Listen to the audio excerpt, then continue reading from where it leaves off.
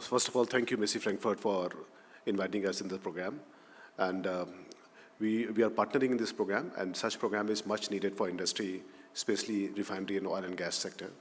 So we discussed about CCUS, and my presentation is focused on two areas. One is about the carbon market, how carbon market can be a great opportunity for implementation of CCUS success, which is going to happen in coming years. And second, that what are the CCUS projects globally is generating carbon credit, and globally how CCUS is really important for decarbonization to the entire world. So quickly I will go through about what CMAI is. CMAI is an industry body. So we are the only industry body in this space where we are really focusing about net zero transition to India. And we closely work with all the key ministries in terms of, because India is yet to develop multiple policies in terms of Indian carbon market is going to develop. And also we are about to develop Paris Agreement carbon market, which is Paris Agreement Article 6.2, 6.4. We're also about to develop voluntary carbon market, like VCMAI and ICVCM is coming with core carbon principle. So a lot of development is happening in this space. At the same time, every ministry is also thinking about how carbon credit can be funding for implementation of their policies and frameworks successfully at the grassroots level. So CMI is cooperating and helping this feedback to the government, and also creating the project modeling where public-private partnership can happen in the best effective way. We are also giving regular representation to Government of India and different ministries regarding carbon taxations and carbon policy development framework, Indian carbon market development, either in the compliance market as well as voluntary carbon market, and Paris Agreement Article 6.2, and as well as greenwashing policy, which is recently government has come with a notification. And we also a stakeholder for Central Pollution Control Board, which is coming with the EPR, Extended Producer Responsibility Guideline, and wetland management, as well as Life Campaign we are partner. Green Credit Program we also partner with MOFCC, which is recently launched. So there are various policy level development happening where government is planning to incentivize the stakeholders, and those incentive can really help this sector to grow. This chart is really clear that how industry is doing emissions, and how those emissions they would like to offset, or they have to decarbonize those emissions by funding in the green and sustainable project. Then they generate credit, and those credit they can use it for their decarbonization goal or to meet the net zero goal. So CMAI is closely working with all developing this complete ecosystem in India. And we understand there's a large number of stakeholders in this market is there. Earlier, only industry was one of the stakeholders. Now, the government is also a stakeholder because government has to meet net zero by 2070, Indian government. But globally, we have to meet the net zero by 2050. Then financial institutions are also coming forward to funding those projects, which is very much viable in terms of Article 6.2 and 6.4. And apart from that, MSME has to play a very important role, because gradually, Scope 3 emissions is also going to add in that value chain.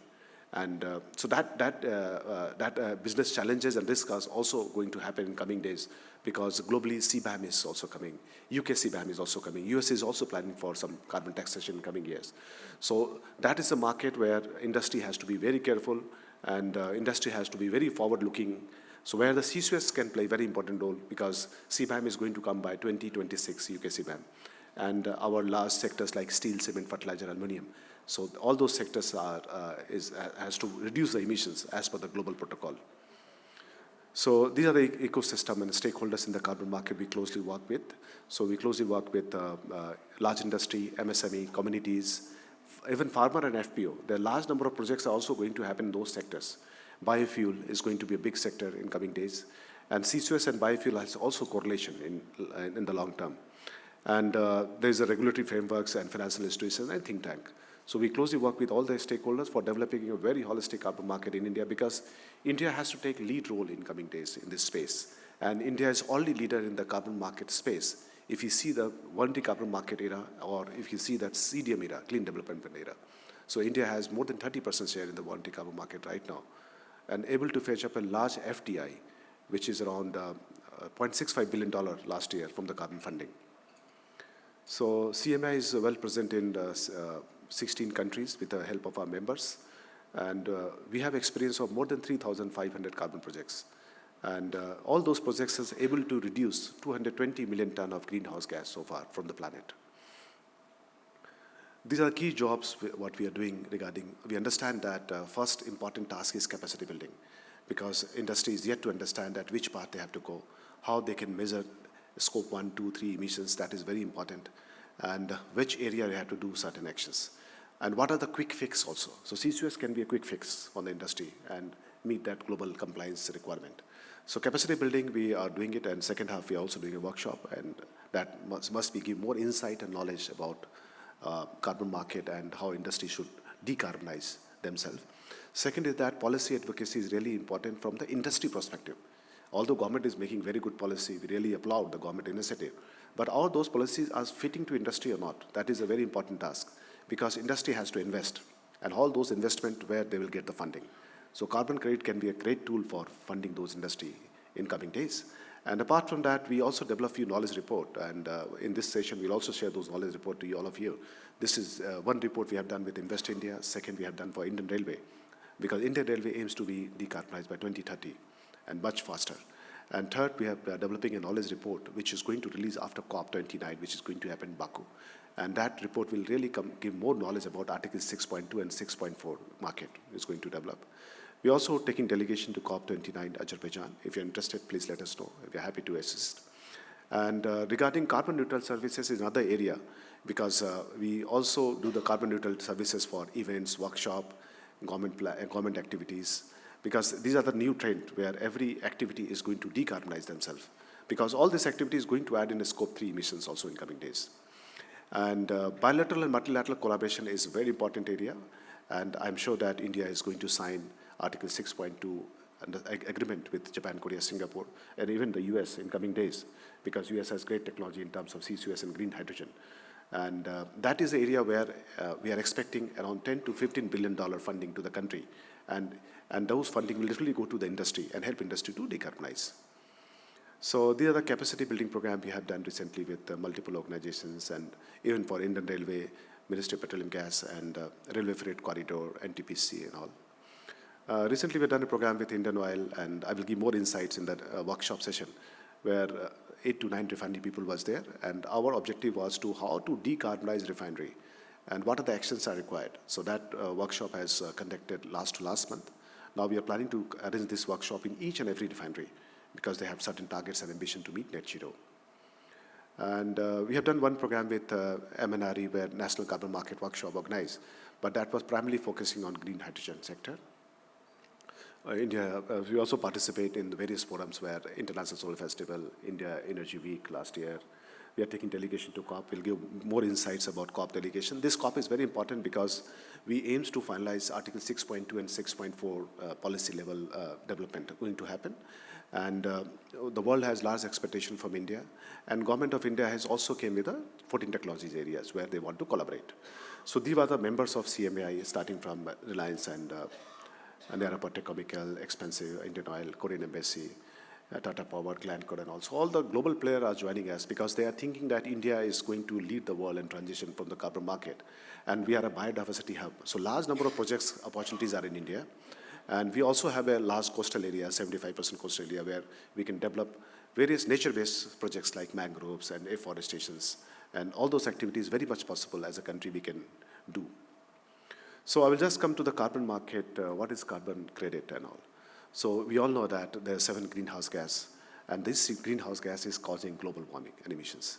So CO2 is a part of life. So we can see the CO2 emission is happening from transportation, fossil fuel, and also coal and crude oil.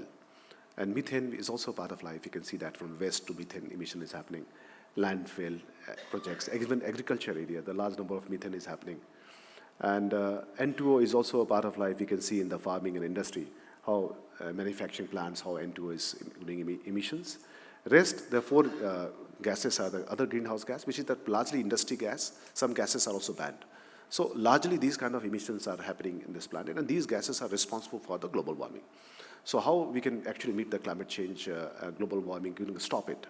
So we all know that the world has decided 1.5 degree temperature, and above the pre-industrial levels. So if it will be more than 1.5 degree, there will be a big climate change around the world, glacier melting, and most of the island is on threat for. So How it is going to happen? So world has united together to stop this kind of activities. So they have decided that 1.5 degrees is a threshold. Beyond that, they will not increase the temperature. So for this, they have done the multiple activities has been done so far. So starting 1992, United Nations framework has been developed, and UNFCCC has been formed, and we discuss about the climate change is a great concern to the world. And after that, 1997, Kyoto Protocol, Japan has developed, where most of the country has signed this treaty. Unfortunately, Kyoto Protocol, there are some countries has not signed this, like USA has not signed the Kyoto Protocol that time. But then the Paris Agreement happened after correction of Kyoto Protocol.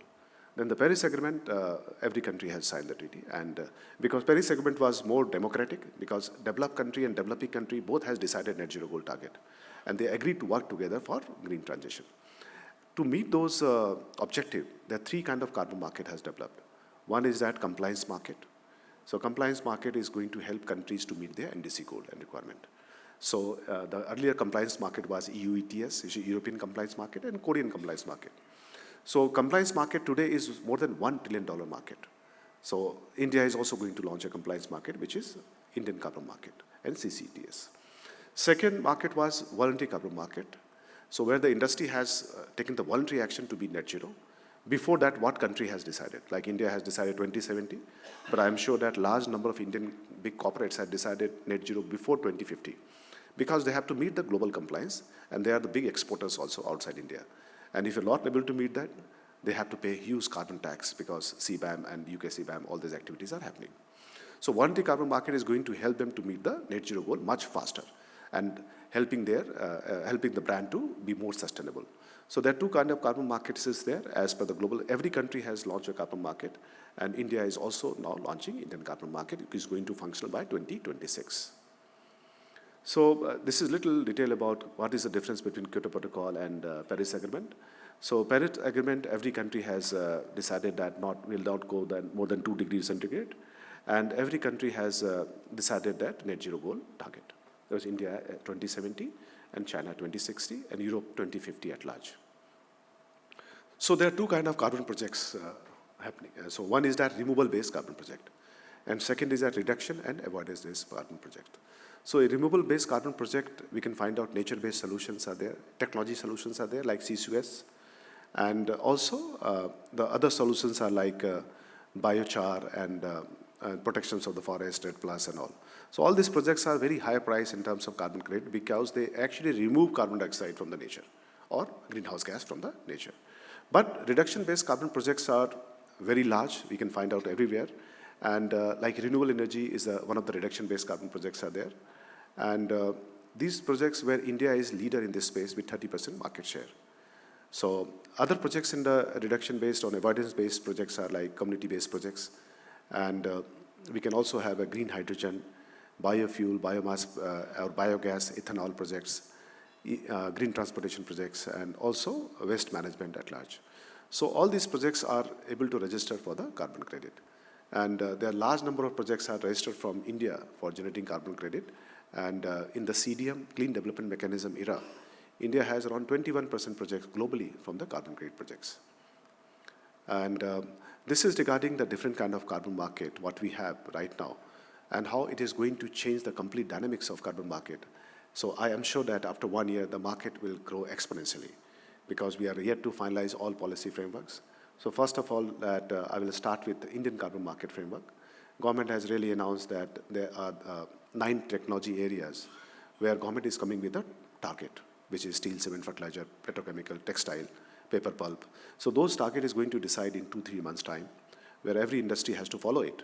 And that emission reduction target will gradually change every year and grow further. So that compliance-based market is already launched. 2026 is going to be full of functional. And this market is going to help to meet India NDC goal, which we have decided at Panchamitra. Our last speaker told about Panchamitra, which Prime Minister Modi has said, that what are the 5 areas India is going to focus and meet that national development contribution. And that NDC we have to revise every 5 years and submit those NDC to UNFCCC. And we have to also share that our commitment to meet those NDC and in the COP and other activities. So second market is voluntary carbon market, which is currently very active.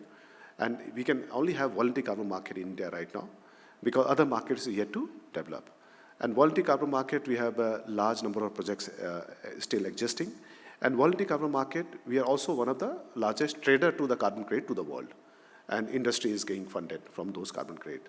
And voluntary carbon market is different than compliance carbon market because we are not touching those sectors which is come under compliance. This is those sectors which is not part of compliance.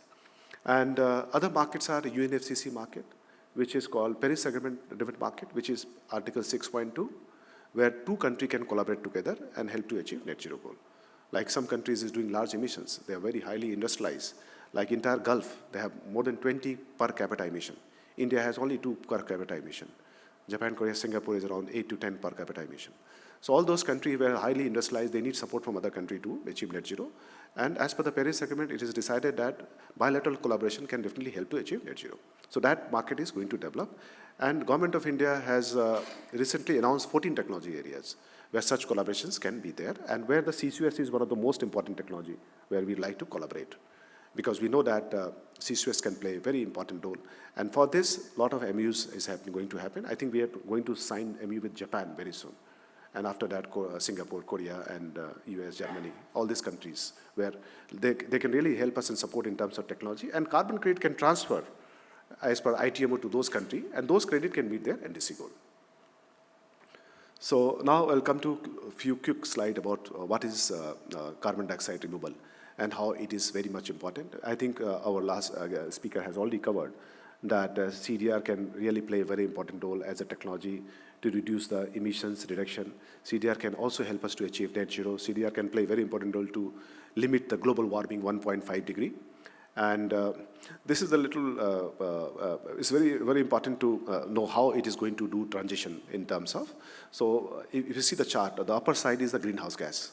It's a type of greenhouse gas and emissions happening from the CO2 emissions, emission happening from fossil fuel CO2 emissions, and emissions happening from managed land. So all these emissions is yet to decrease to meet the net zero goal. And CDR can help to reduce those net emissions.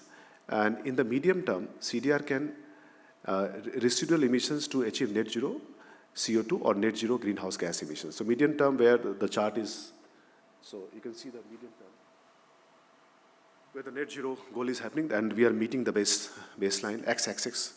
And after that, we can also see the net zero negative emissions. So we are expecting by 2100, the net zero negative emissions is going to happen, and where the CDR can play a very important role in this exercise.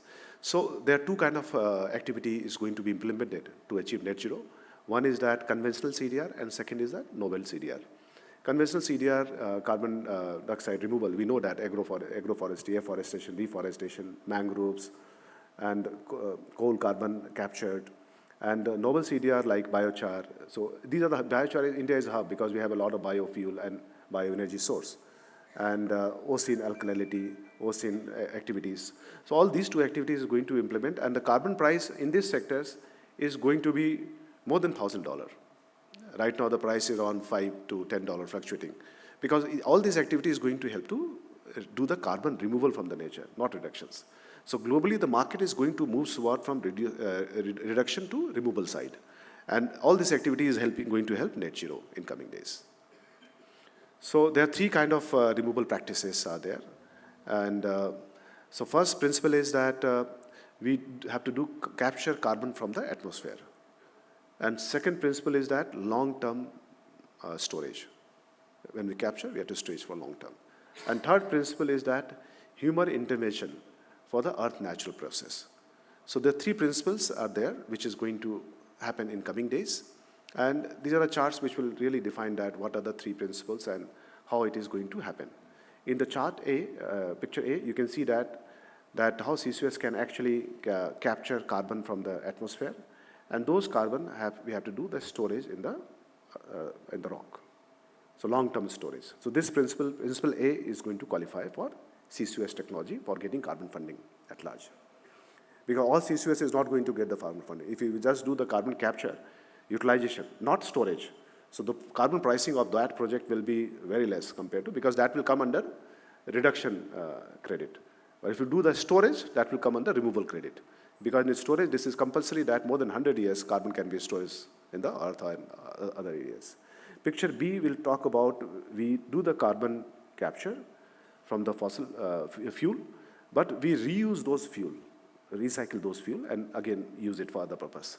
So that is not going to qualify for CCUS carbon credit. And picture C is talk about when we take the fossil fuel from the, not from the atmosphere, but from the soil, from the land. And those fossil fuel, again, we store in the land. So picture C is also not going to qualify because we have to capture carbon from the atmosphere, not from the land.